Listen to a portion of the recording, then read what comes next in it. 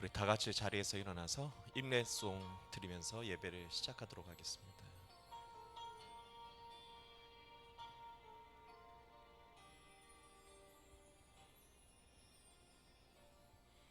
하늘의 문을 여소서, 이곳을 주목하소서. 주를 향한 노래가 꺼지지 않으니 하늘을 열고 보소서. 이곳에 임재하소서. 주님을 기다립니다. 기도의 양기가 하늘에 닿으니 주여 임재하여 주소서. 이곳에 오셔서 이곳에 앉으소서. 이곳에서 드리는 예배를 받으소서. 주님의 이름만이 오직 주의 이름만 이곳에 있습니다. 이곳에 오셔서 이곳에 앉으소서. 이곳에서 드리는 예배를 받으소서. 주님의 이름만이 오직 주의 이름만 이곳에 있습니다. 주님의 이름만이 오직 주의 이름만 이곳에 있습니다.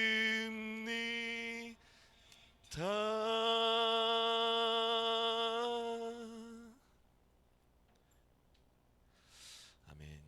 우리 다 같이 자리에 앉으셔서 교회 공동의 기도 제목으로 함께 기도하겠습니다.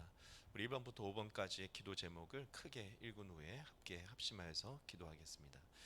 지난날 교회가 바른 길로 가지 못한 오류를 용서하여 주시옵소서. 교회가 계약법으로 돌아와 계약 실천을 통해 하나님의 나라가 임하게 하여 주시옵소서. 사람들의 죄로 인하여 환경이 파괴되고 지구온난화, 이상기후가 계속되어 지금 인류는 생존의 위기 가운데 있게 되었습니다. 이제 우리가 하나님의 창조신앙, 계약 실천신앙으로 돌아가오니 코로나의 위기를 극복하게 하시고 지구의 기후변화를 멈추게 하소서. 오늘 예배를 통하여 하나님의 마음이 우리 마음에 임하며 교회와 가정 모든 성도들의 사업장, 삶의 자리에 하나님의 나라가 임하게 하옵소서. 우리 함께 합심하여 기도하겠습니다. 살아계신 하나님 아버지, 오늘 주님 앞에 예배하며 찬양하며 주님을 높일 수 있는 귀한 주일 예배를 허락해 주시니 감사합니다. 지난 삶을 오늘 예배를 통해서 돌아보게 하여 주옵소서. 하나님의 말씀 앞에 나의 삶을, 나의 모습을, 또 우리 사회, 우리 나라의 모습을 비춰보게 하여 주시고, 하나님 그 가운데 회개해야 될 것을 아버지 발견하고 회개하며 돌아보고 아버지의 결단하는 은혜의 시간이 되게 도와주옵소서. 지난 교회의 역사를 돌아볼 때에 하나님의 말씀대로 순종치 못하고 오히려 하나님의 말씀을 떠나서 아버지 하나님 잘못된 아버지 역사를 살아왔던 것을 보게 됩니다. 주님 용서해 주시고 이제 다시 하나님의 창조신앙과 계약 실천신앙으로 돌아가오니 하나님 우리들을 회복시켜 주시고 하나님 이 땅의 교회가 하나님의 말씀이 세상의 소망이 되게 하여 주시옵소서. 하나님 지금 인류가 기후 변화로 인하여서 큰 아버지 생존의 위기 가운데 놓이게 되었습니다. 아버지 다시 하나님께서 만들어주신 이 창조의 세계를 하나님 사람들이 잘 관리해 나가게 도와주시고 믿음으로 말씀대로 살아갈 수 있도록 은혜를 더하여 주시옵소서. 오늘 예배를 통해서 하나님의 마음이 우리에게 임하며 하나님의 뜻대로 살아가기로 결단하는 은혜의 시간 되도록 인도하여 주옵소서. 아멘. 찬송가 292장 찬양하면서 준비한 예물을 하나님께 봉헌하겠습니다.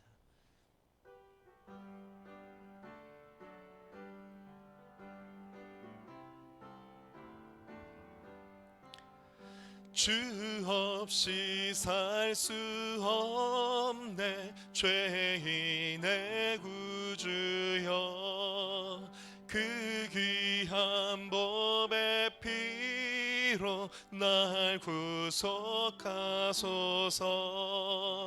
구주의 사랑으로 흘리신 보혈이 내 소망 나의 위로 내 영광 됩니다. 주 없이 살 수 없네 나 혼자 못 서리.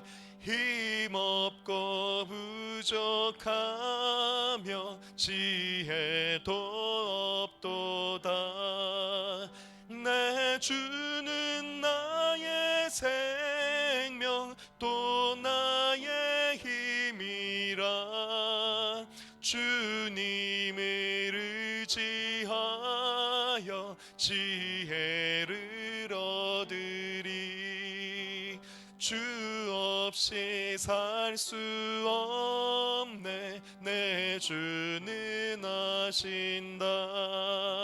내 영의 깊은 간구 마음의 소원을 주밖에 나의 마음 네 알아주리요. 내 마음 위로하사 평온케 하시네. 주 없이 살 수 없네 세월이 흐르고 이 깊은 고독 속에 내 생명 끝나도 사나운 풍랑이 때 날 지켜주시니 내 곁에 계신 주님 늘 힘이 됩니다. 보라 너희는 두려워 말고 보라 너희를 인도한 나를 보라 너희는 지치지 말고 보라 너희를 구원한 나를. 너희를 치던 적은 어디 있느냐. 너희를 억누르던 원수는 어디 있느냐. 보라 하나님 구원을 보라 하나님 능력을 너희를 위해서 싸우시는 주의 손을 보라 보라 하나님 구원을 보라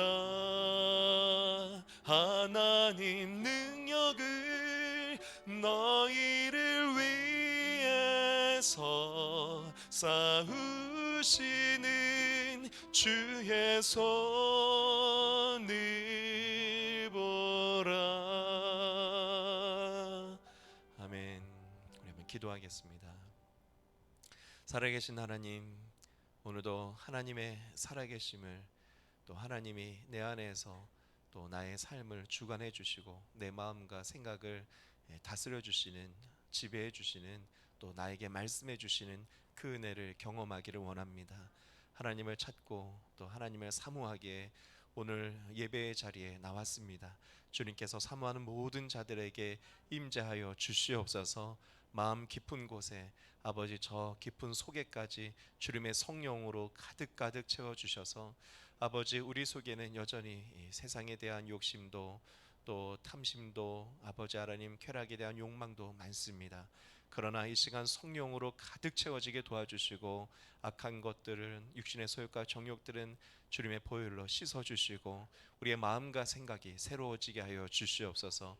깨끗해진 곳에 오늘 하나님의 거룩한 말씀이 임하게 하여 주시고 하나님의 말씀을 붙들고 살아갈 수 있는 또 새로운 한 주의 삶이 시작되게 하여 주시옵소서. 하나님의 말씀대로 살 때에 행복합니다. 하나님의 말씀대로 순종하며 살아가는 삶 속에 가장 큰 은혜와 행복과 축복이 있었음을 지난 살아온 삶을 통해서도 경험하였습니다. 그러나 순간순간의 욕심에 또 눈앞에 보이는 이익 앞에 우리가 하나님의 말씀을 잃어버릴 때가 많사오니 오늘 다시 말씀을 붙드는 은혜가 있게 하여 주시옵소서. 하나님을 바라보게 하여 주시옵소서. 주님이 말씀하시고 보여주신 길과 진리와 생명의 길로 갈 수 있도록 은혜 내려 주옵소서. 그러한 신앙의 고백을 담아 우리의 중심을 올려드리고 찬양을 올려드리며 하나님 앞에 예물을 올려드립니다. 주여 이 예물이 쓰이는 곳에 하나님의 나라가 확장되게 하여 주옵소서. 하나님 많은 사람들이 어떠한 길로 가야 할지 몰라 방황하고 있는 이때에 하나님의 나라 하나님의 살아계심이 더욱 드러나게 하여 주옵소서. 또한 드리는 손길을 축복하여 주옵소서. 10의 1조 감사 예물 선교 헌금 또 차량 예물 아버지 여러 목적으로 주님 앞에 드리는 예물들마다 하나님 정말 주님 드리는 손길을 복되게 하여 주시고 어려운 시기에도 나누며 섬기며 사랑을 실천하는 모든 사람들에게 하나님의 은혜를 하나님의 축복과 보호하심의 은혜를 더하여 주시옵소서. 이 모든 말씀 예수님의 이름으로 기도했습니다. 아멘.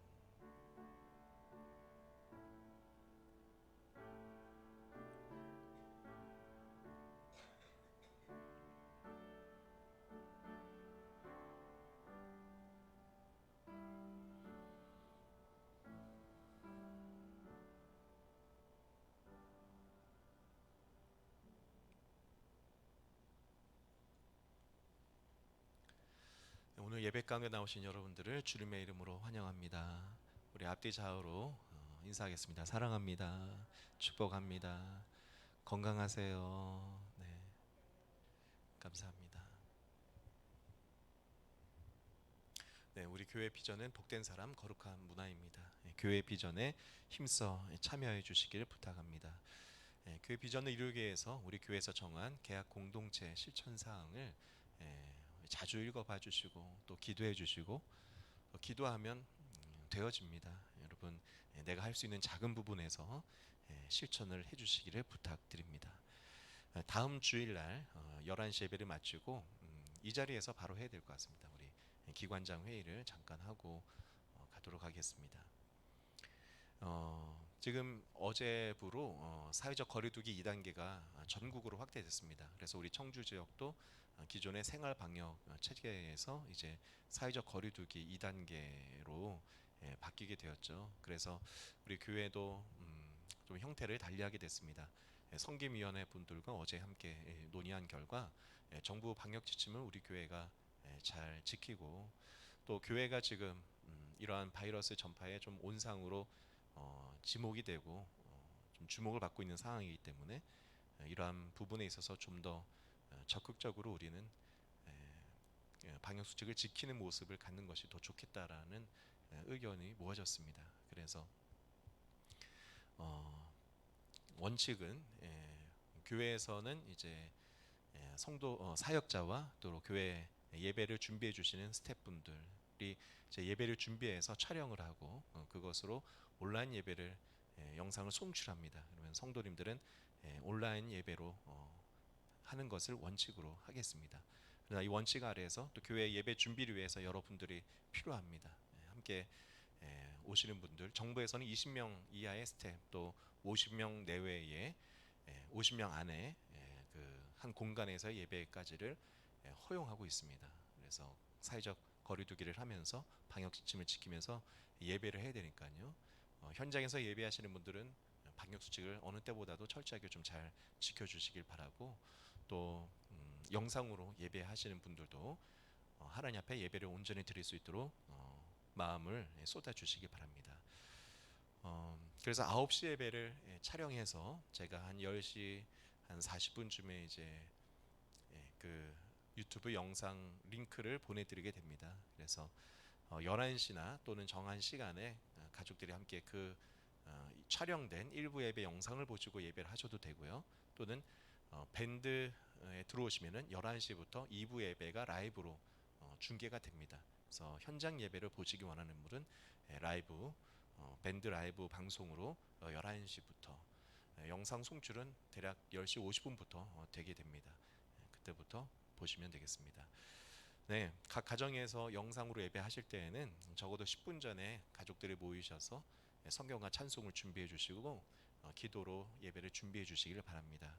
또 영상이 시작되면은 영상에 따라서 찬양과 말씀, 기도 또 광고를 잘 들어주시고 말씀을 들은 후에 함께 기도해 주시면 되겠습니다.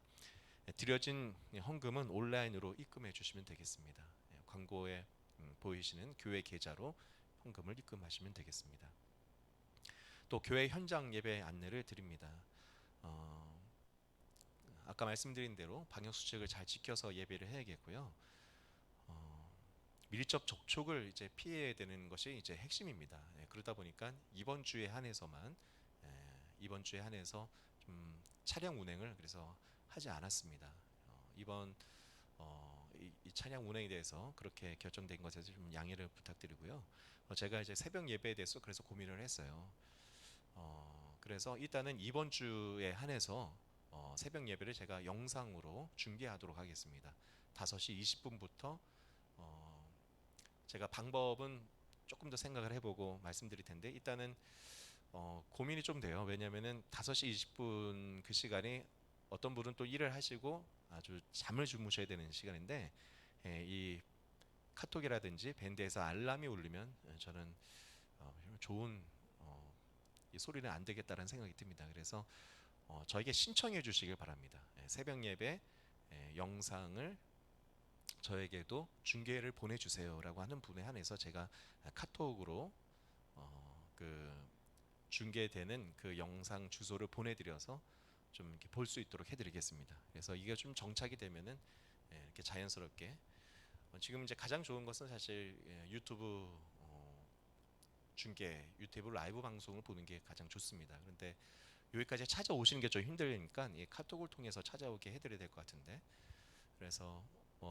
오늘 예배 나오신 분들은 저에게 말씀해 주시면 제가 보내드리겠고 또 영상을 통해서 새벽 예배에 저도 신청해서 영상으로 각 가정에서 새벽 예배 참여하고 싶습니다 하신 분들은 저에게 메시지를 보내주시면 제가 함께 보내드리도록 하겠습니다. 네, 오늘 우리에게 주시는 하나님의 말씀은 요한복음 14장 1절부터 6절까지의 말씀을 보도록 하겠습니다. 요한복음 14장 1절부터 6절의 말씀입니다.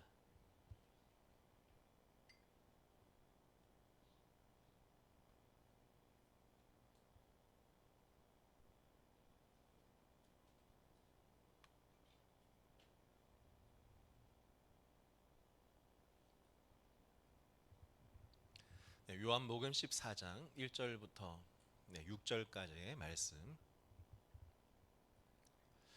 네, 우리 한 절씩 교독하여서 읽도록 하겠습니다. 너희는 마음에 근심하지 말아라. 하나님을 믿고 또 나를 믿어라. 내 아버지 집에는 있을 곳이 많다. 그렇지 않다면 내가 너희가 있을 곳을 마련하러 간다고 너에게 말하겠느냐? 나는 너희가 있을 곳을 마련하러 간다. 내가 가서 너희가 있을 곳을 마련하면 다시 와서 너희를 나에게로 데려다가 내가 있는 곳에 너희도 함께 있게 하겠다. 너희는 내가 어디로 가는지 그 길을 알고 있다.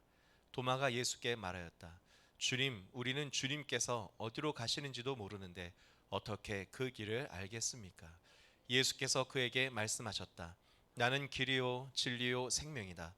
나를 거치지 않고서는 아무도 아버지께로 갈 사람이 없다. 아멘. 오늘은 요한복음 14장 1절부터 6절의 말씀을 본문으로 길과 진리 생명이라는 제목으로 함께 은혜를 나누고자 합니다. 포천에서 광화문 집회에 참석한 모 교회의 신도가 있어서 보건소에서 코로나 검사를 받으라고 계속 이제 문자와 연락을 한 것 같아요. 근데 검사를 받지 않으니까 결국에는 보건소 직원이 2명이 찾아갔다고 합니다. 그런데 이분들이 그 직원들을 보고 굉장히 화를 내고 이해할 수 없는 행동을 하셨죠. 이게 끌어안기도 하고 팔을 붙들기도 하고 바닥에다 침을 뱉기도 했습니다. 그래서 너도 이제 검사 받아야 된다고 막 이런 얘기를 하셨다고 해요. 이 기사를 보고 제가 얼마나 안타깝고 또 화가 나기도 하고 또 기독교인인 것이 부끄럽다는 생각이 들기도 했습니다. 지금 재확산의 가장 큰 요인으로 광화문 집회가 꼽히게 되고요.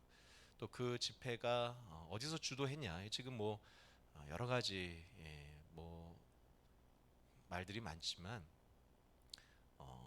여기에 이제 한국 기독교 총연합회라는 곳에 또 대표 회장이셨던 분 정강훈 목사님 또 그 교회 사랑제일교회 주도했다는 것이 정황상 많이 드러나고 있는 상황입니다. 그래서 오늘 말씀을 좀 나눌 텐데 이 단체들에 대해서 우리가 좀 알 필요가 있을 것 같아요. 왜냐하면은 지금 오해가 너무 많기 때문에 과연 이러한 단체는 기독교 안에서는 어떤 위치에 있고 또 어떤 모임인가를 좀 우리가 알아야 또 우리가 어떠한 길이 바른 길이고 진리인가를 알 수 있다고 생각이 됩니다. 화면에 보시면 지금 기독교 연합기관은 지금 한 대략 4개 정도가 있다고 볼 수 있습니다. 이름들을 보시면 한국기독교교회협의회, 또 한국교회총연합, 한국교회연합, 한국기독교총연합회 다 다 총연합인 것 같죠? 네, 그래서 이름만 봐서는 한국 교회가 다 여기에 이제 속해 있다라고 생각이 될 수 있는데 가장 먼저 생긴 순으로 좀 설명을 해본다면은 예, 여기 있는 이제 한국 기독교 교회 협의회가 가장 먼저 있었습니다. 어, 1924년 9월 24일에 세문안교회에서 이 연합체 교회 협의회가 시작이 됐어요. 그래서 아마 이제 우리가 익히 들어서 알고 있는 조선 기독교 청년회 YMCA 또 조선 여자 기독 청년회 YWCA 이런 모임이 여기에 다 소속되어 있는 모임이었습니다. 그러면서 한국 교회 여러 교회들이 장로교, 감리교 중심으로 이렇게 모여서 연합체를 만들고 사회에서 어떤 중요한 역할들을 이렇게 했었죠. 자 그러다가 한국 교회에 큰 화두가 하나 던져집니다. 언제냐면은 1969년 박정희 대통령이 삼선 개헌을 하게 돼요. 이게 어쨌든 이 세상에 아주 중요한 변화가 생긴 거잖아요. 그래서 교회가 가만히 있을 수 있는가? 이 교회 협의회에서 공식적인 입장을 발표를 하는데 이 삼선 개헌을 반대한다는 입장을 발표합니다. 자 그런데 이제 이러한 입장을 발표하고 또 계속해서 그러다 보니까 이제 어떤 정부에 반대하는 인권운동, 민주화운동을 이 KNCC를 중심으로 우리나라에서는 진행이 되게 돼요. 자 그러나 이 사회에는 항상 이런 진보적인 가치를 갖고 있는 사람들뿐만 아니라 보수적인 생각도 있거든요. 나라가 안정화되고 좀 사회가 지속적으로 성장하기 위해서는 이 삼성 개헌도 받아들여야 하는 보수적 입장을 가진 기독교 단체들도 있었습니다. 교회들도 있었죠. 자, 근데 이때는 굳이 이런 기관들이 만들어지진 않았어요. 계속해서 이 한 개의 기관으로 이제 가고 있었는데 언제 기관이 만들어지게 되냐면 이 KCC, NCCK 이 단체에서 이제 통일 운동도 열심히 했거든요. 대표적인 목사님이 문익환 목사님이셨습니다.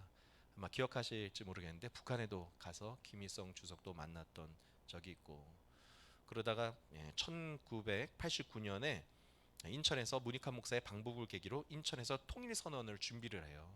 그러니까 이것을 이제 듣게 된 보수 진영의 여러 목사님과 단체들이 이것은 망하겠다라고 생각을 하면서 연합체를 조직하게 되는데 그것이 한국기독교 총연합회입니다. 이 조직이 그때 만들어지게 돼요. 그러니까 당시는 이제 김대중 정부 또 노무현 정부로 이어지는데 그때 정부가 대북 유화 정책을 썼잖아요. 포용 정책을 쓰고 그래서 햇볕 정책으로 북한을 지원하면서 서로 통일을 준비하는 방법이었다면은 이 보수적 입장에 계신 분들이 이런 방법을 좋아하지 않았거든요. 그래서 좀 더 강하게 그러면서 미국과의 우호 관계를 중요시하면서 그러한 정부에 반대하는 성명과 또 집회 모임을 하게 됩니다. 그러다 보니까 사실 당시에 이제 야당 야권에서는 이러한 교회 단체들의 활동을 환영했죠. 왜냐하면 이 정치적인 어떤 이야기를 할 때 중요한 것이 사람들이 동의하고 또 사람들이 모이는 집회에 사람들이 참여를 해야지 이게 효과가 있는 건데 참 어려운 일이거든요. 근데 이 한기총이라는 단체가 생기고 보수적인 성향의 어떤 정치적인 결집력이 생기다 보니까 정치권과 이제 많은 함께 여러 가지 일들을 함께 하게 됩니다. 자, 그렇게 해서 이제 한기총이 점점 사실은 기독교 연합체의 가장 큰 이제 연합체로 이때부터 만들어지게 되는 거예요. 자, 그러다가 2011년 경에 대표 회장 선거를 하게 되는데 말 금품살포와 또 불법 선거가 드러나게 됩니다. 또 회장으로 뽑힌 분들 중에도 재정 문제가 투명하지 않아서 여러 가지 법적인 시비에 걸리게 되면서 한교총이 굉장히 큰 위기 가운데 처하게 되고요. 당시 또 사회적인 여러 가지 이슈와 맞물리면서 세상에 좀 질타를 많이 받게 됩니다. 그래서 사실은 2011년쯤 13년, 14년 이 전후에서 교단들이 큰 교단들이 많이 탈퇴를 하게 돼요. 이제 사실은 중요한 게 뭘까요? 우리 교회가 속해 있는 기독교 한국 침례회는 그럼 어디에 소속되어 있는 상태일까요? 한기총에 2014년도에 탈퇴를 했습니다. 기독교 한국 침례회 저희가 속해 있는 교단은 2014년도에 탈퇴를 했다가 정확하게 말하면 2018년도에 다시 가입을 하게 되는데 이때에도 계속된 한기총의 내부적인 문제 또 비리가 해결되지 않아서 활동을 하지 않고 다시 탈퇴가 돼 있는 상태입니다. 그럼 지금 어디에 가입되어 있는가? 우리 침례교단은 한국교회 총연합회에 지금 소속이 되어 있어요. 그러니까 여기에서 많은 문제 때문에 많은 교단들과 큰 교회들이 탈퇴를 해서 한국교회 총연합이라는 단체를 만들었습니다. 그래서 지금 여기에 소속이 되어 있고, 그럼 한국교회 연합은 뭐냐? 한국 기독교 총연합회가 굉장히 보수적인 활동을 하고 사회에 또 중요한 긍정적인 역할도 했습니다. 그래서 개론 이런 역할을 하기를 원했는데 워낙 이제 비리와 문제가 많다니까 일찍 떨어져 나와서 보수적인 색깔을 갖고 있는 연합체가 한국교회연합이에요. 그래서 지금 이 두 개 단체가 다시 연합을 할 준비를 하고 있습니다. 그래서 좀 어떤 성향을 본다면은 이쪽은 어떤 상황이 될까요? 좀 진보적이고 개혁적인 입장이 되게 되는 거고 한국교회 총연합은 중도적인 역할, 보수적인 역할. 그러면서 이제 사실은 한국기독교 총연합회는 지금은 중요 교단들이 다 나가게 되고 뉴스에서 많이 보시지만 정광훈 목사님이 어제 사임을 했습니다. 여기 대표회장직을. 그 전까지는 그러니까 사실은 보수라고 말하기보다는 극단적인 우파 성향을 보이게 되었던 겁니다. 저는 그렇게 생각합니다. 여러분 사실은 우리 교회가 제가 아까 광고한 대로 오늘 이제 사회적 거리두기 2단계가 전국 확산되면서 우리 교회도 어떤 모습으로 예배를 드리는 게 좋겠습니까? 라고 제가 성김위원분들 또 성도님들 몇 분에게 이렇게 전화를 하면서 의견을 여쭈었어요. 의견이 다 같았을까요? 여러분 우리 교회 이 작은 교회도 한 가지 문제에 대해서 의견은 다 다양할 수 있어요. 정말 우리 교회가 목사님 그러나 예배가 잘 드려지고 또 모여야 힘이 생기고 교회가 안정적으로 운영될 것 같아서 예배를 드리자라고 기존의 방식 그대로 하자라고 말씀하신 분도 계시고요. 또는 지금 전국적인 확산세고 이번 주가 매우 고비라고 하니까 철저하게 좀 이번 주는 지키면서 영상으로만 하자라고 말씀하시는 분도 계세요. 어디가 맞고 어디가 틀린 겁니까? 이건 맞고 틀리고가 없어요. 다 어떤 마음입니까? 다 교회를 사랑하는 마음이에요. 굳이 구분한다면 어떤 분은 보수적인 입장일 수 있고 어떤 분은 좀 진보적인 입장일 수 있어요. 근데 중요한 건 뭡니까? 대화하고 타협해서 모두가 함께 공감할 수 있는 방법을 찾아내서 함께 가는 게 중요한 거예요. 여러분 한국 사회도 마찬가지입니다. 보수도 필요하고요. 진보도 필요해요. 근데 뭐는 안 될까요? 극단적인 보수와 극단적인 진보는 안 된다는 겁니다. 그래서 너희 말은 틀렸어. 우리 말만 맞아. 이 길만 가야 돼. 예. 여러분 극단적인 진보와 극단적인 보수는요. 끝에서 다 만납니다. 예. 그들이 하는 모습을 보면 결국은 똑같은 일을 하고 있어요. 무슨 일을 할까요? 망하게 하는 일을 똑같이 합니다.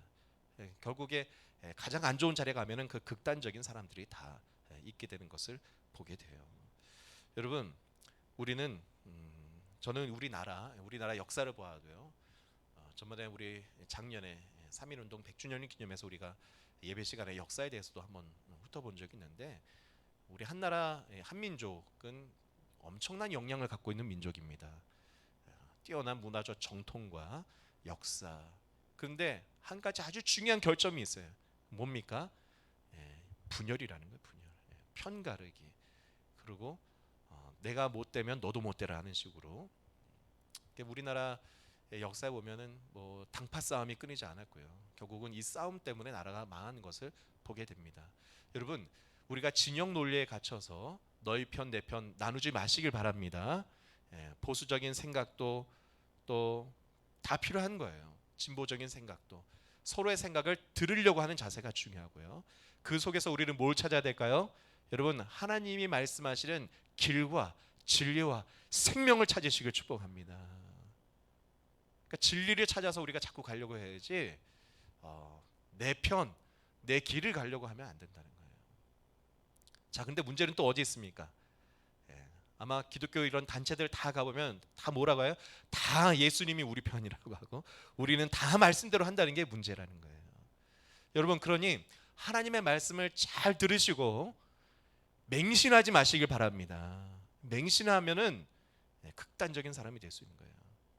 하나님의 말씀을 상고해야 돼요. 자, 그럼 무엇을 기준으로 하나님의 이 말씀이 맞는 말씀인가 아닌가를 상고해야 됩니까? 내가 전에 들었던 말씀을 기준으로 해야 됩니까? 제가 이건 여러 번 얘기했습니다. 여러분, 하나님께서 이 세상을 창조하셨습니까? 예, 이 세상을 창조하셨어요. 자연도 온 우주도 만물을 하나님이 창조하셨어요. 그리고 그 하나님이 사람도 창조하셨고요. 그리고 여러분 영적인 세계가 있습니까 없습니까? 있습니다. 천국이 있습니까 없습니까? 있어요.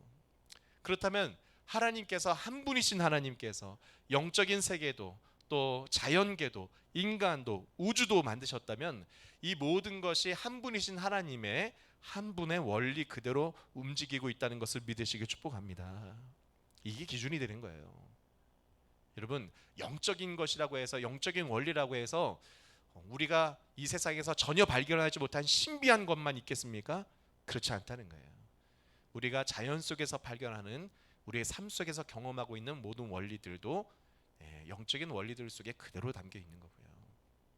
사실은 정말 깊은 영적인 세계는 그와 같은 것들을 늘 깨닫고 알아가고 삶에서 그래서 영성은 만들어져 가는 거예요.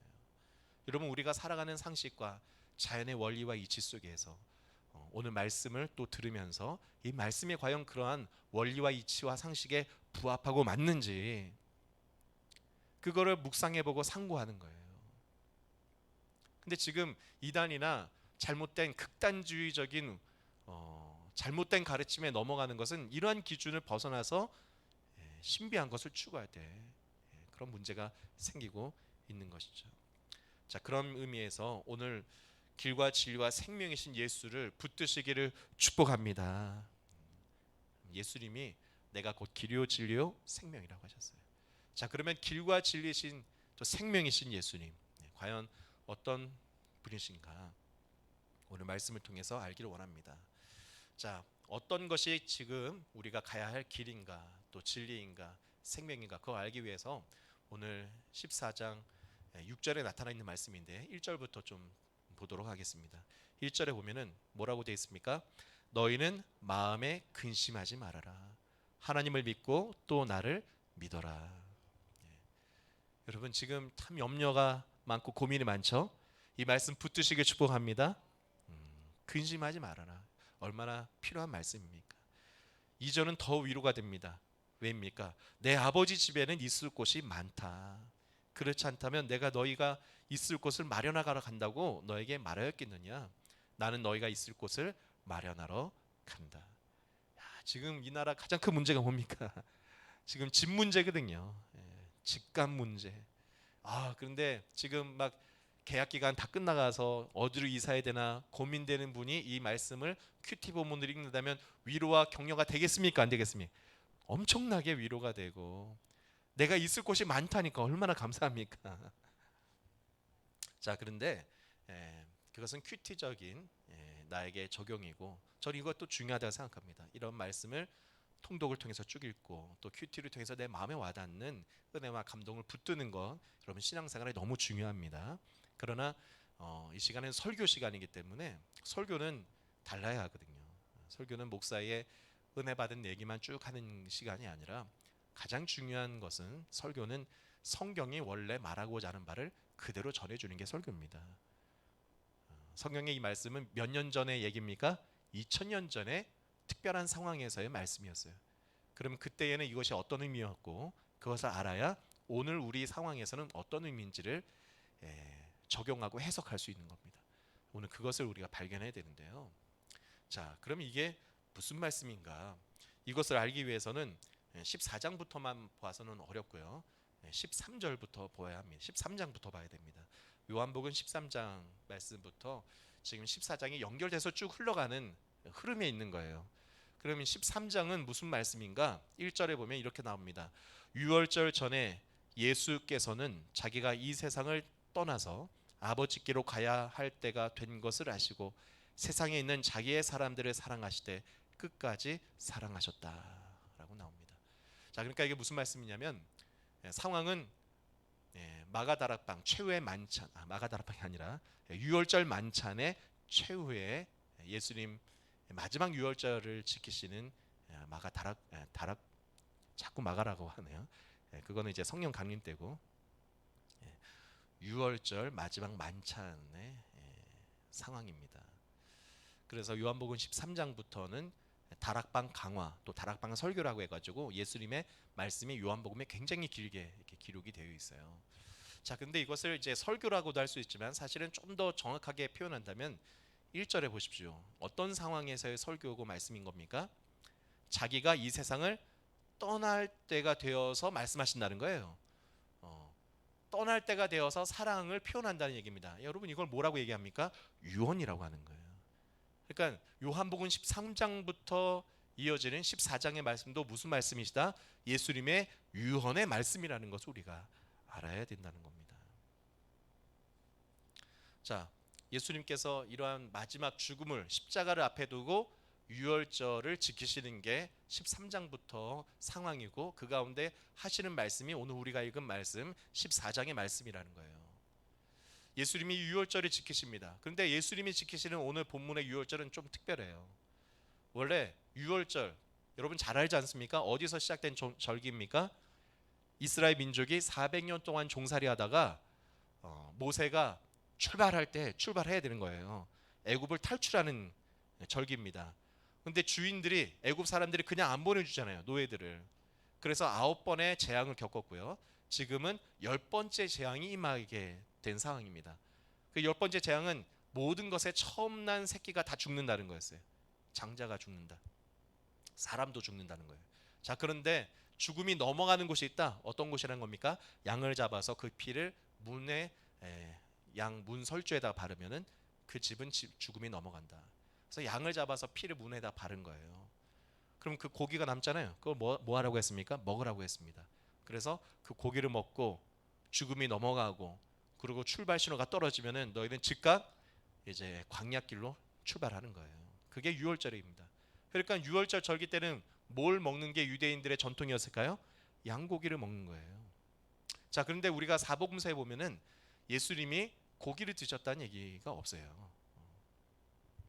최후의 만찬 미켈란젤로의 그림에도 최후의 만찬에도 없습니다. 자, 그럼 왜 그런가? 예수님께서는 이제 새로운 형태의 유월절 또 새로운 형태의 이제 구원이 필요하다고 보셨기 때문에 이제는 양이 필요 없는 거예요. 그래서 요한복음 6장이 이렇게 얘기하셨습니다. 나는 생명의 빵이다. 그래서 너희 조상은 광야에서 만나를 먹어도 죽었지만 하늘에서 내려오는 빵은 그것을 먹으면 죽지 않는다라고 얘기하는 겁니다. 51절에 이 빵을 먹는 사람은 어떻게 산다고요? 영원히 산다고 얘기합니다. 그런데 그 빵을 그럼 먹어야 되겠습니까? 안 먹어야겠습니까? 먹어야죠. 그래서 우리 정남희 권사님 너무 사모하시는 것 같아요. 자, 근데 그 빵이 뭐라는 거예요? 예수님의 살이다. 53절에 보면은 더 놀라운 얘기를 하시죠. 또 인자의 피를 마시지 아니하면 너희 속에는 생명이 없다. 우리 54절 다 같이 읽어볼까요? 54절 시작. 내 살을 먹고 내 피를 마시는 사람은 영원한 생명을 가지고 있고 마지막 날에 내가 그를 살릴 것이다. 네. 예수님께서 말씀하신 거예요. 내 살을 먹어라. 내 피를 마셔라. 내 살이 영원히 살게 하는 빵이고 내 피가 생명을 주는 피다. 그를 먹는 사람만 내가 살린다라고 얘기하는 거예요. 야, 지금 아멘을 하시는데 이게 무슨 뜻인지를 우리가 알아야 될 것 같아요. 예수님이 이 말씀을 하셨을 때 사실은 사람들이 이해했을까요? 못했을까요? 이해할 수가 없는 거죠. 여러분 점심시간에 지금은 교회에서 밥을 안 먹지만 교회에서 밥 먹는데 갑자기 제가 와가지고 내 살을 먹어야 삽니다. 목사님이 요즘 살이 많이 찌셔서 살을 좀 떼가라는 얘기인가? 내 피를 드십시오. 이게 이해가 되냐 이 말이에요. 실제로 이해를 못했습니다. 그래서 성경에 보면은 요한복음 6장 60절에 못 알아듣는 거예요. 못 알아들으니까 예수님이 그것을 아시고 이 말씀이 이렇게 어려우니 누가 알아들을 수 있겠는가? 제자들 사이에서 이게 무슨 말이냐? 제자들뿐만 아니라 이 앞에 보면은 바리새인들도 이게 무슨 말이냐 막 그러고 있었거든요. 예수님께서 61절에 이 말이 너희 마음에 걸리냐? 62절에 얘기합니다. 인자가 전에 있던 곳으로 올라가는 것을 보면 어떻게 하겠느냐? 자, 전에 있던 곳으로 올라가신다는 게 무슨 말입니까?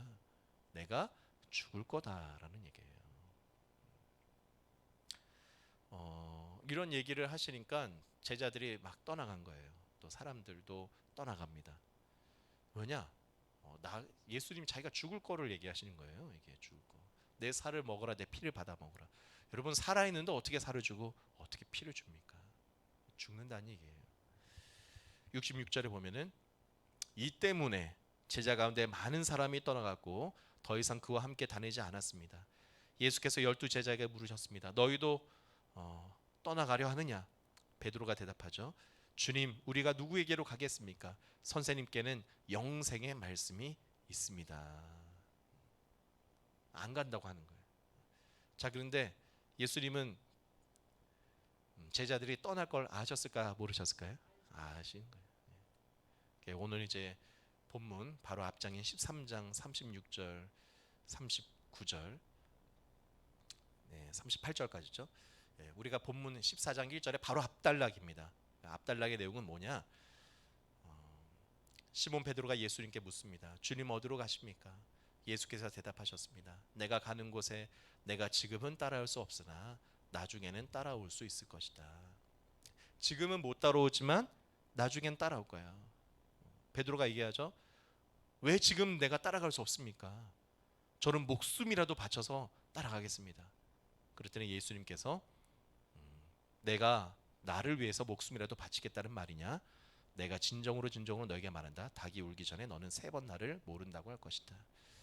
자, 그러니까 여러분 이 맥락을 잘 보셔야 돼요. 예수님이 13장 1절부터 이것은 무슨 말씀이라고 하는 겁니까? 죽음을 앞에 둔 유언의 말씀이라고 하는 거고, 내 살과 피를 마시라는 말은 나는 죽을 것이다라는 얘기예요. 근데 이러한 나의 길을 사람들이 인정하지 않아요. 여러분 왜 생각해 보세요. 내가 따르는 메시아, 이분이 왕이 돼서 나를 끌어주기를 원하지 죽기를 원하는 사람이 어디 있습니까? 예수님이 그러한 고난의 길, 죽음의 길을 간다고 하니까 다 떠난다는 얘기예요. 베드로는 안 떠난다고 얘기하지만 닭이 3번 울기 전에 떠난다는 얘기입니다. 지금은 떠나지만 그러나 너는 나중에 날 따라올 거야. 그럼 여기서 따라온다는 얘기가 무슨 얘기일까요? 너도 나처럼 고난과 죽음의 길도 가게 될 거야. 얘기예요. 자, 그러면서 오늘 요한복음 14장 1절의 말씀이 시작되는 겁니다. 그러면 이 근심이 무슨 근심인지가 이해돼요. 다시 1절을 볼까요? 시작. 너희는 마음에 근심하지 말아라. 하나님을 믿고 또 나를 믿어라. 자, 그럼 이 근심이 무슨 근심일까요? 여러분도 큰일 났죠. 예수님 믿고 예수님을 따라가야 되는데 예수님이 가신 길은 무슨 길이시다? 고난과 죽음의 길이었고 그 길을 베드로가 따라간다고 했잖아요. 처음에 베드로가 따라간다고 하는 베드로가 생각한 그 따라가면 무슨 따라감이라는 거예요? 그냥 예수님 곁에 있고 예수님 옆에 있으면은 오병이의 기적처럼 떡도 먹을 수 있고 바다도 건널 수 있고 나 그런 거 경험하면서 그냥 옆에 있을래가 베드로가 처음 말한 따라갈래요. 근데 너가 나중에 나를 따라올 수 있을 것이다 라고 할 때 그 따라가면 뭐 합니까? 너도 나처럼 희생과 고난과 죽음의 길까지도 감내하면서 나를 따를 수 있을 거야 라고 얘기하는 거예요. 여러분, 그리스도인들은 예수를 따라가는 사람인 줄 믿습니다. 지금 아멘인 소리가 별로 안 나와요. 고민되십니까? 그래서 말하는 거예요. 너희는 마음에 뭐 하지 마라? 근심하지 말아라. 그러니까 예수를 믿는 건 여러분 사실은 이 세상 속에서 핍박도 많고요. 고난도 많고 실제로 죽음의 길을 가야 할 때도 있어요. 여러분 사실은 이거는 어떤 비유적인 표현이 아니라 진짜 죽음을 얘기하는 거였습니다. 요한복음은 언제 기록됐습니까? 사도 요한이 대략 90세가 됐을 때, 그러니까 AD 한 100년쯤이 넘었을 때로 추정이 돼요. 이때는 이미 네로 황제가 기독교를 극심하게 핍박할 때입니다. 그러니까 네로는 건축가이고 예술가를 자칭 스스로 표방을 했는데 자신이 살고 있는 로마 도시, 그 로마라는 그 도시를 예술 작품으로 새롭게 만들고 싶었던 거예요. 재건축을 오늘 말로 하면 재건축을 해야 되는데 기존에 살고 있는 사람들이 안 나가잖아요. 그럼 어떻게 했겠습니까? 불을 지른 거예요. 불을. 로마에 대화재를 일으키고 그리고 그 불 일으킨 사람이 누구다라고 거짓 소문을 내면 기독교인이라고 소문냅니다. 자기가 했다고는 할 수 없으니까. 그러면서 기독교는 대대적으로 핍박을 하고 또 기독교에 반감이 있던 사람들을 결집시키면서 정치적인 이익을 꾀하기 시작하는데, 자 그래서 정말 이 요한계시록 또 요한복음이 기록되던 이 시대는 핍박이 계속되면서 실제로 예수를 믿으면 끌려가던 시기였어요. 원형 경기장에서 사자의 밥으로 죽어가게 되고 화형당하게 되는 그런 시대에 예수를 믿어야 된다는 거였어요. 자, 그러한 자들에게 너희는 마음에 근심하지 말라. 왜냐? 내 있을 곳이 많다는 거예요. 내 있을 곳은 어디입니까? 하나님 보좌 우편. 우리가 죽음으로 믿음을 지켰을 때, 신앙을 지켰을 때 얻게 되는 영원한 안식처를 얘기하는 것이죠. 여전히 근데 깨닫지 못하는 제자들이 있습니다. 5절 보면 도마가 예수께 물어봐요. 예수님이 자꾸 무슨 길로 간다는데 그 길이 도대체 무슨 길입니까? 한 번도 도마가 물어봅니까? 5절에 도마가 예수께 말하였다. 주님, 우리는 주님께서 어디로 가시는지도 모르는데 어떻게 그 길을 알겠습니까? 자, 그러자 예수님이 대답하신 대답이 오늘 우리가 알기를 원하는 본문 6절의 말씀입니다. 6절에 뭐라고 얘기하십니까? 예수께서 그에게 말씀하셨다. 나는 길이요 진리요 생명이다. 나를 거치지 않고서는 아무도 아버지께로 갈 사람이 없다라는 거예요. 자, 그러면은 여러분 하나님께 가는 길, 또 이 세상의 참된 진리, 그리고 진정한 생명, 우리에게 부활을 주고 영생을 주는 생명은 여러분 뭐라는 겁니까? 지금 예수님이 13장부터 쭉 말씀하신 무슨 길이다? 대신 죽어주는 길이라는 얘기예요. 지금 예수님이 계속 뭘 얘기하신다? 나의 십자가의 죽음을 얘기하고 있는 거예요. 제자들은 계속 예수님 어디 가십니까? 나도 따라가겠습니다. 그러니까 너는 못 따라온다. 그러나 나중엔 따라올 거야. 너도 나를 따라오는 그 길을 갈 거야. 그러니까 예수님 말씀하신 길이 무슨 길이다? 대신 죽는 길이에요. 기독교는 그러니까 무슨 길과 진리와 생명이다? 대신 죽는, 죽음으로 생명을 살리는 그 길이라는 거예요. 알 것 같은데 목사님 모르겠습니다. 계속 어떻게 하라는 얘기입니까? 이런 생각이 들죠. 대신 죽는다. 여러분 이게 어렵고 심오한 건 아닙니다. 오늘 아침 드시고 오셨습니까? 오늘 제가 이제 카페에 내려가니까 성도님들이 인사를 해주시는데 권사리 한 분이 목사님 진지 드셨어요. 그래. 그러니까 우리 그 권사님만 목사님께 제대로 인사를 한다고. 진지 드셨는 게 아주 중요한 인사죠. 그냥 밥을 먹어야 사람이 사니까. 여러분 근데 밥을 그래서 제가 생각해보면 제가 오늘 뭐 먹었냐. 어제 저녁에 먹다가 제가 남겨놓은 참치볶음밥하고 소세지를 먹고 왔어요. 근데 제가 생각해보니까 그 밥에 아침에 한 끼에도 벌써 참치 한 마리가 죽어서 들어가 있는 거고 소세지는 돼지고기로 만들고 닭고기도 들어가잖아요. 여러 동물들이 자기의 살을 내어주고 피를 내어준 겁니다. 여러분은 오늘 뭐 드셨습니까? 김치. 예. 김치를 하니까 제가 뭐라고 말을 해야 되지? 네. 네. 김치도 배추도 자기의 생명을 준 거잖아요.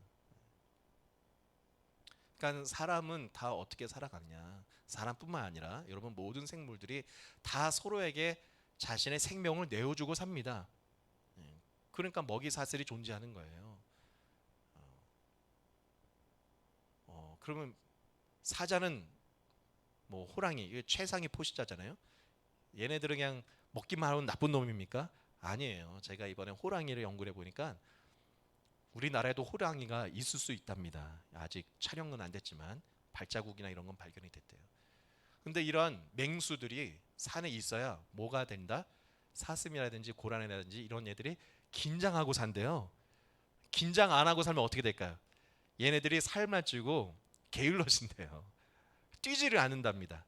근데 맹수가 산마다 하나씩 있어야지 도망도 다니고. 근데 이러한 짐승들이 또 사슴들이 고라니가 뛰어다니면서 움직여야 나무가 부딪히고 열매가 떨어지고 또 산이 만들어지고 한다는 얘기예요. 다 필요하다는 얘기입니다. 그러니까 하나님의 만들어놓은 이건 창조의 원리예요. 그리고 사실은 사람도 그렇게 살죠. 부모님이 우리에게 부모님의 살과 피를 주셨으니까 우리가 사는 겁니다. 여러분 이 세상이 그래도 아름답게 움직이는 이유는 무엇 때문입니까? 누군가는 자신을 희생해서라도 누군가를 살리고 섬기기 때문에 여러분 지금도 이 세상은 움직이고 살아있고 희망이 있고 소망이 있는 것입니다. 여러분 바로 예수님은 이것을 말씀하고 있는 거예요. 내 살을 먹어야 한다. 내 피를 마셔야 영원히 산다. 여러분 예수님을 바라보시면서 그러한 삶을 살기를 결단하시고 축복합니다. 회개란 게 뭡니까? 예수님을 바라볼 때에 내가 그러한 삶을 살지 못하는 것을 돌이키고 눈물을 흘리고 이제는 예수님처럼 나도 살겠습니다. 나도 섬기며 내 생명을 내어주며 살겠습니다라고 다시 돌이키는 게 회개입니다. 그러한 방법 외에는 구원의 길이 없다라고 말하는 게 성경의 말씀이에요. 근데 지금 뭐가 문제가 되는 겁니까? 이 기독교의 이름으로 또 교회의 이름으로 사람들이 모여서 하는 행위라는 것이 교리적인 또 잘못된 신앙에 빠지게 되면은 이렇게 돼버린 거예요. 나는 예수를 믿어서 구원받았다. 너도 이제 구원받아라. 나는 받았는데 너는 못 받았네. 세상은 망해가는데 나처럼 구원받아라 라고 하는 건 아니라는 얘기예요. 여러분 정말 영원한 생명을 갖고 지금 제가 말씀드린 예수님의 구원의 사역과 그 예수를 따르는 사람이라면 여러분 망해가는 세상을 보면서 어떠한 마음을 가져야 됩니까? 어떻게 저들을 살릴지를 가슴 아파하고 눈물을 흘리고 기도하는 사람들이 되어야 되는 거고, 그래서 어떤 길을 가야 되는 겁니까? 대신 죽으려는 마음을 갖고 그렇게 살아가는 사람이 그것이 기독교라고 말을 할 수 있는 것입니다. 2014년이네요. 2014년도 4월 달에 우리는 참 안타까운 일을 경험했습니다. 세월호가 그때 침몰을 하게 되죠. 그때 이제 정말 안타까운 것은 배가 이제 자초되고 있으면은 가장 중요한 역할을 해야 될 사람들이 이제 선장과 승무원들이 아니겠습니까? 구조한 일을 하고 해야 되는데 참 이 해경이 보낸 보트에 선장과 그 선원들이 먼저 타서 탈출을 하고 배는 버려버렸다는 거예요. 선원들하고. 자, 그런데 그럼에도 불구하고 그 선원 중에 세 분은 끝까지 아이들을 탈출시키고 한 분이 계셨다는 겁니다. 그 중에 한 분을 소개하고자 하는데 박기영이라는 분이에요. 박지영이라는 분입니다. 이분은 22살이었습니다. 당시에 수원과학대학교의 경영학과를 이제 다니고 있었는데 아버지가 암으로 돌아가셨대요. 그러니까 가게 집안이 어렵다 보니까 학교를 휴학하고 이제 취업을 해서 일을 하게 된 곳이 그 청해진 해운에서 승무원 생활을 시작하게 된 겁니다. 근데 그 세월호가 그런 일을 겪게 된 거예요. 근데 이분은 사실은 아르바이트 같은 분이셨던 거예요. 선장도 빠져나가고 다른 정규직 직원들은 탈출을 하고 있는데 이 청년은 남아서 끝까지 학생들을 내보냅니다. 그리고 자신이 메고 있던 구명조끼를 옆에 있는 아이에게 씌워줘요. 그 여학생이 물어봅니다. 언니, 그럼 언니는 어떻게 해요? 이렇게 얘기합니다. 선호는 맨 마지막이다. 너희를 다 구하고 나도 따라가겠다며 끝까지 구조를 하게 되는데 그러나 결국 이제 운명을 달리하게 되시죠. 박기영님의 희생이 이제 알려지게 됩니다. 우리나라에서도 지금 이제 이분의 모 고등학교에는 기념비가 세워지고 또 박기영 기념 동상이 세워졌어요. 의사자로 지정이 되어서 이분의 귀한 뜻을 기리게 되는데 제가 기사에서 좀 특이하게 또 보게 된 것은 미국에서 이분에게 또 메달을 수여했습니다. 포 채플린스 메모리얼 파운데이션이라는 단체에서 금메달, 골드 메달을 박기영 씨에게 수여를 했어요. 어느 단체인가 보니까 1943년에 2차 세계 대전이 있었는데 독일 잠수함에 의해서 배들이 많이 파손된 거예요. 근데 한 배가 그렇게 침몰을 해 가고 있는데 그 배 안에 이제 성직자 네 분이 있었다는 겁니다. 근데 이 성직자들이 자신이 쓰고 있던 구명조끼를 병사들에게 양보를 하고 성직자분들은 희생하셨다는 얘기죠. 트루먼 대통령이 이것을 기념해서 이 성직자들 네 분의 성직자의 숭고한 희생 정신을 기려서 이와 같은 일을 하신 분들을 기념하는 일들을 지금 하고 있더라고요. 그래서 우리나라 최초로 이러한 골드 메달을 받았다는 기사를 보게 되었습니다. 기사를 보면서 저는 정말 세월호 그 선장분과 그 승무원들에 대한 좀 안타까움이 많았는데 자, 그런 안타까움뿐만 아니라 그럼에도 불구하고 하나님이 만들어준 이 세상에는 여전히 희망이 있다. 자, 여러분 어디에 희망이 있는 겁니까? 길과 진리와 생명을 가는 사람에게 희망이 있음을 기억하게 축복합니다. 이것을 예수님이 길이시고 예수님만 진리고 생명이다라고 해서 그냥 내가 예수님께 편승해서만 가려고 하면 안 되는 거예요. 이제는 어떤 사람이 되어야 되는 겁니까? 예수님이 길과 진리와 생명이시니 여러분 우리가 작은 예수가 되시길 축복합니다. 내가 이제는 이 세상 사람들에게 길이 되고 진리가 되고 생명이 되는 사람이 되어야 되는 거예요. 그럼 그 길과 진리와 생명이 뭐라고 제가 계속 설명한 겁니까? 예수님이 사실은 계속 말씀하신 거예요. 이거 제대로 깨달아 알라고. 내가 왜 길과 진리와 생명이다? 나는 대신 희생하는 십자가의 길을 가기 때문이다 라고 얘기하는 겁니다. 오늘날은 순교가 없습니다. 로마와 네로 황제 같은 정말 사람을 죽음으로 기독교인이라고 몰아놓는 사람도 없죠. 여러분, 그러나 순교의 정신을 갖고 살아가시길 축복합니다. 순교의 정신은 무엇입니까? 여러분, 계약 실천상 해보려고 하면요, 정말 불편하고 힘든 게 많습니다. 근데 그런 불편하고 힘든 것을 그 순간에 이것이 순교의 시간이다 생각하시고, 그리고 내 몸이 불편하고 힘든 일을 기쁨으로 하시길 축복합니다. 교회를 돌아보시고 힘들고 어려운 성도들을 섬기고 사랑해 주십시오. 불편하고 어려운 일입니다. 그러나 순교의 마음으로 내 살과 피를 내어주는 마음으로, 그래야 예수님처럼 사는 거고 그 사람이 부활하고 영생한다니까요. 그런 거 하나 하지 않고 예수님이 길과 진리와 생명이고 난 그 예수를 영접했어, 그 생각하는 게 지금 이 시대에 기독교의 가장 큰 적이 되어 있는 것입니다. 여러분, 내가 길과 진리와 생명이 되시길 축복합니다. 내가 내 힘만으로 할 수 없기에 여러분, 성령의 충만함을 구하시길 바라고 예수를 정말 붙드시길 바랍니다. 그렇게 살아가기를 결단하는 저와 여러분 되기를 주님의 이름으로 축복합니다. 우리 찬양으로 우리의 신앙을 고백하겠습니다. 주님이 홀로 가신 그 길,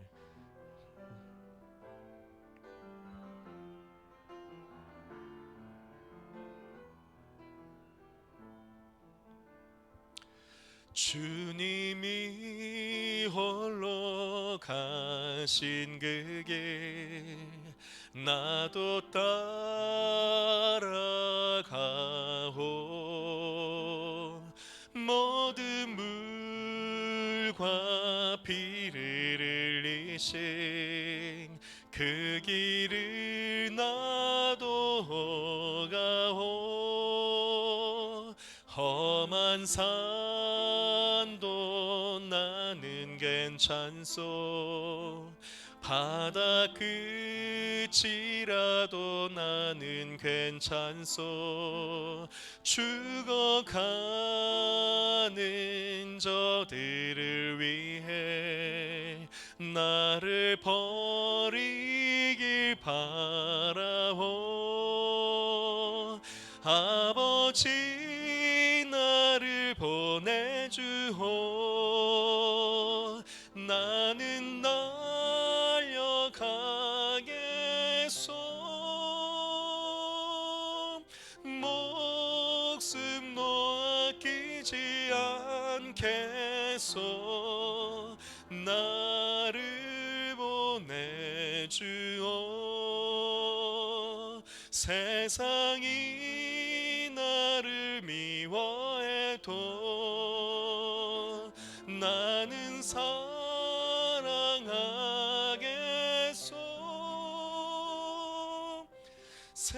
세상을 구원할 십자가 나도 따라가오. 생명을 버리면서까지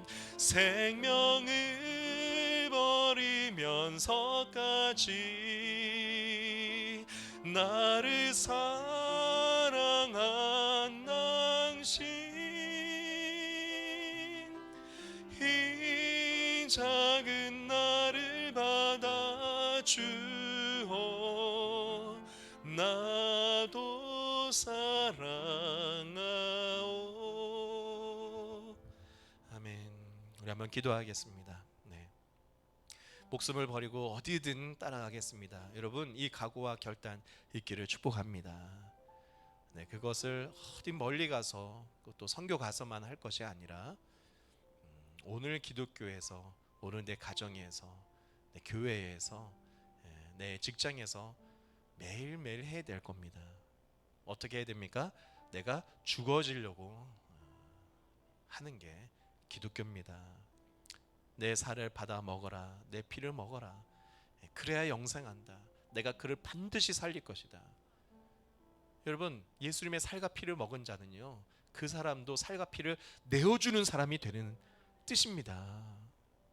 그건 죽으란 얘기예요. 매일매일 내가 죽어지는 마음으로 나의 욕심과 나의 본성과 또 내 이기심과 내 교만을 죽여가시고, 그리고 희생과 섬김으로 사랑하시고, 그 속에만 구원의 길이 있는 겁니다. 여러분, 그것이 진리고요. 거기에 생명이 있다고 말씀하시는 겁니다. 하나님, 지금의 코로나 사태, 또 이 사회 문제, 그리고 당장 우리 가정의 문제, 나의 삶의 문제, 하나님, 결국은 내가 죽어주고 내가 변해야 됩니다.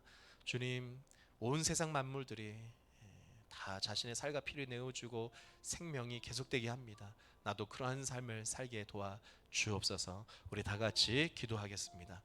살아계신 하나님 아버지, 내가 곧 길이요 진리요 생명이다 말씀하신 주님, 예수님은 십자가의 죽음의 길을 가셨습니다. 자신의 살과 피를 내어 주셨습니다. 이것을 먹고 살라는 말씀, 아버지, 너희도 살과 피를 내어주는 삶을 살아라 말씀하시는 주님의 그 뜻을 깨달아 알게 하여 주옵소서. 그러나 아버지, 우리는 늘 내가 살 길만 찾고 내가 편안할 길만 찾고, 아버지, 안에는 누가 나를 안 섬겨주는가만 생각하고 있지는 않습니까? 아버지여, 우리 교회가, 기독교가 변화되게 하여 주옵소서. 정말 예수를 따르는 참된 진리와 길에, 아버지, 생명의 길을 가게 하여 주옵소서. 아버지, 교회가 세상의 지탄과 근심의 대상이 되었습니다. 용서하여 주시고 이제 바른 신앙, 아버지, 바른 믿음으로 돌아와서 아버지, 살과 피를 내어주는 교회로, 희생의 교회로, 섬김의 교회로 변화되게 하여 주시옵소서. 아멘. 사랑과 은혜가 많으신 하나님 아버지, 오늘 우리에게 생명과 진리를 깨달아 알게 해주시니 감사합니다.